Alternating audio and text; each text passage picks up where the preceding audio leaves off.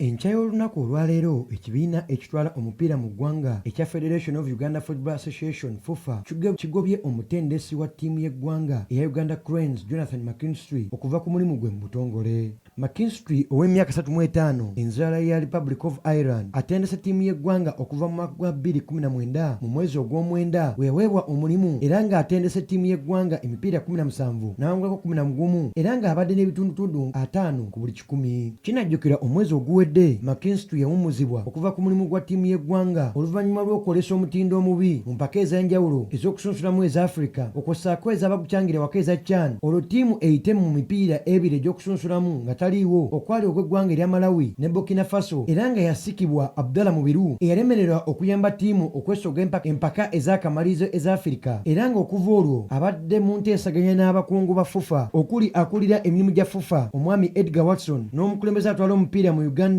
Engineer Moses Magogo batuuke ku nzikiriziganya engeri gye bayinza okusazaamu endagaano ye era nga enkya y'olunaku olwaleero endagaano ye esaziddwamu mu butongole. Butogera bino ekibiina ekitwala omupiira mu ggwanga kibase eddimu ly'okunoonya omutendesi anaamuddira mu bigere okutendeka ttiimu y'eggwanga mu mipiira egy'enjawulo n'egy'okusunsulamu eginajja mu maaso wadde nga Abdallah Mubiru ye mutendesi w'ekiseera owa ttiimu y'eggwanga ya Cranes ey'omupiira. Saika Yasin Sekalala, STV Select ebyemizannyo.